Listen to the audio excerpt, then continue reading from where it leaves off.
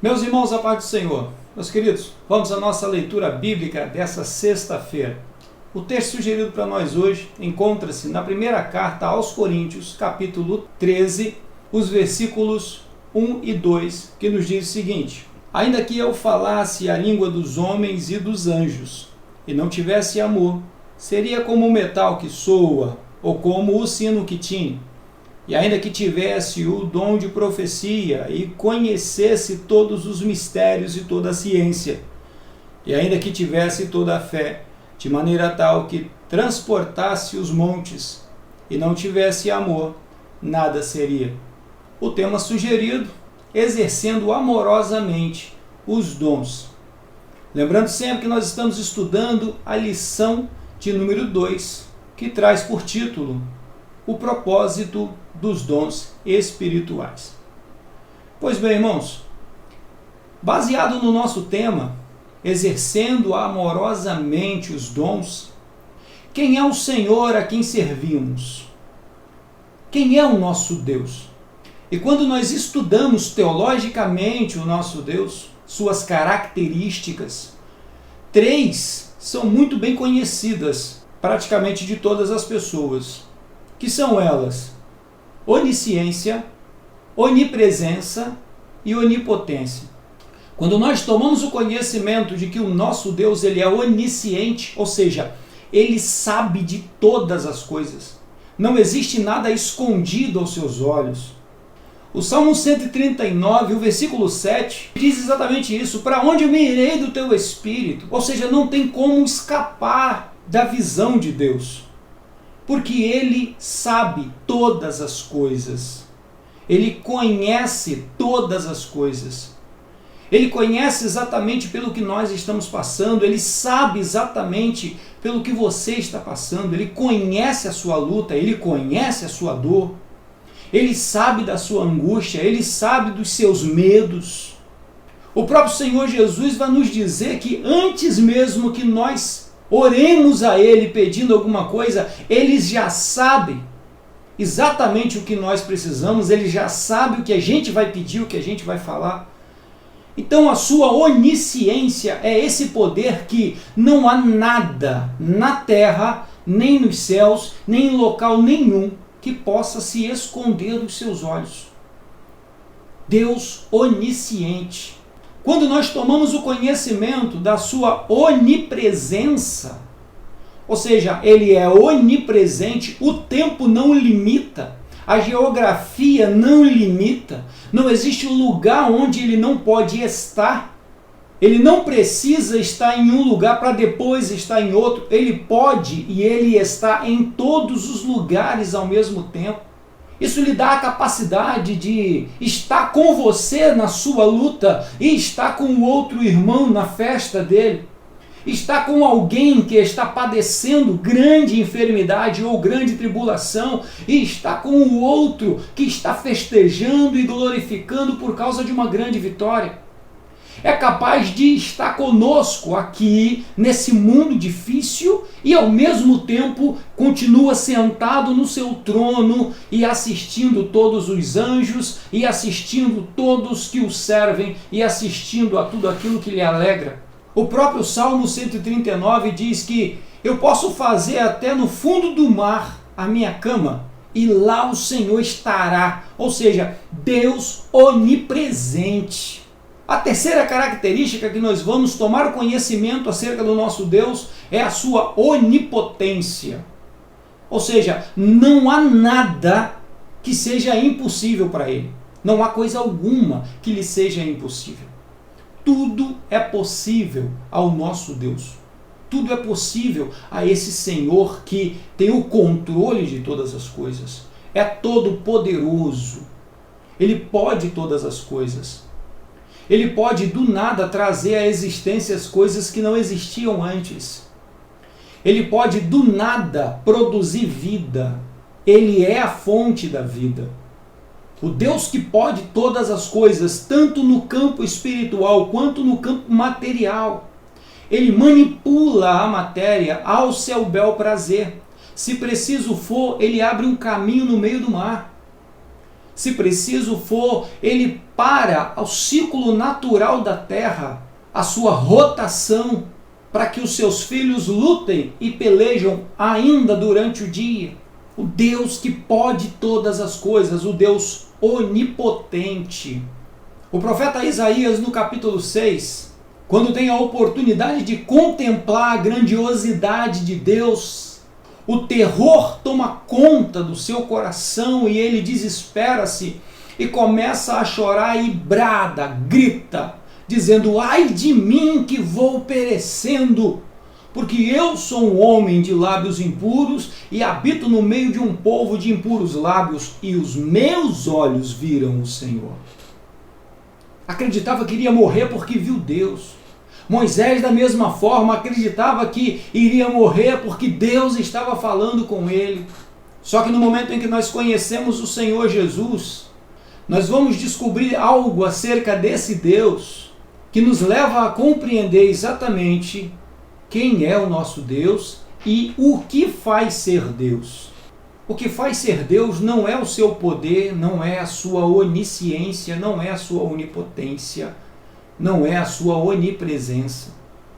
O que o faz ser Deus é o seu amor, que mesmo sendo alguém tão grandioso, mesmo sendo alguém tão glorioso, ainda assim olha para as nossas vidas, conhece as nossas limitações, conhece as nossas fraquezas e ainda assim é capaz de nos amar, é capaz de ser favorável a nós, é capaz de agir com misericórdia para com as nossas vidas. O que faz o nosso Deus ser Deus é o seu grande amor revelado na cruz do Calvário por nossas vidas. Daí então, irmãos, quando nós estudamos a primeira carta do apóstolo Paulo aos Coríntios, nós tomamos o conhecimento de que a demonstração de amor é a principal característica dos filhos de Deus. Porque assim como o que faz o nosso Deus ser Deus é o seu amor e não o seu poder, da mesma forma o que nos torna filho de Deus não são os dons que se manifestam nas nossas vidas. Não é a capacidade que nos é dada de exercer os dons espirituais. Falar em línguas, profetizar, curar, operar milagres, manifestação de sinais e prodígios. Isso não demonstra que nós somos filhos de Deus. Da mesma forma, os dons ministeriais, ser um pastor, ser um doutor, ser um evangelista, ser um profeta, ser um pregador do evangelho, isso não demonstra que nós somos filhos de Deus. Da mesma forma, os dons de serviço, ser um presbítero, ser um diácono, ser um líder de grupo, isso não nos caracteriza como filhos de Deus. O que nos revela como filhos de Deus é quando nós demonstramos o amor de Cristo que está em nossos corações. É quando nós demonstramos a misericórdia de Deus para com a vida das pessoas. É quando nós apresentamos a graça e o amor de Deus que está nas nossas vidas, que enche os nossos corações. E por isso nós transbordamos desse amor e somos capazes de abraçar o nosso irmão. E somos capazes de estender a mão àquele que está perecendo. Somos capazes de exercer aquilo que é a maior característica do nosso Deus. O nosso Jesus não estava em seu ministério apenas demonstrando poderes, mas revelando o amor de Deus. O maior ato de Cristo não foi curar, ressuscitar e libertar vidas. O seu maior ato foi aceitar a morte, entregar a sua própria vida por nós, pecadores, e segundo Paulo escreve aos Romanos, inimigos de Deus. Isso é que de verdade revela o Deus Todo-Poderoso, o Deus Onisciente, o Deus Onipresente. Por isso, irmãos, quando alguém exerce os dons, sejam ministeriais, de serviço, sejam os espirituais, e exerce sem amor, sem demonstração de carinho e amor, essas pessoas são facilmente levadas pelo pecado, pela vaidade, pela avareza, são facilmente seduzidos pela influência maligna. O terceiro tópico da nossa lição traz por título Edificar todo o corpo de Cristo. O primeiro ponto desse tópico, os dons na igreja, o comentarista diz assim: na primeira carta aos Coríntios, Paulo dedica 2 capítulos, 12 e 14, para falar a respeito do uso dos dons na igreja. O apóstolo mostra que quando os dons são utilizados com amor, todo o corpo de Cristo é edificado, conforme diz Thomas Hoover, parafraseando Paulo em Efésios capítulo 4, versículo 16. Os membros do corpo, cada qual com sua própria função concedida pelo Espírito, cooperam para o bem de todos. O amor é essencial para os dons espirituais alcançarem seu propósito. Se não houver amor, certamente não haverá edificação. Primeira carta aos Coríntios, capítulo 13. Sem o amor de Deus, nos tornamos egoístas e acabamos por colocar nossos interesses em primeiro lugar. O propósito dos dons, que é edificar o corpo de Cristo, só pode ser cumprido se tivermos o amor de Deus em nossa vida.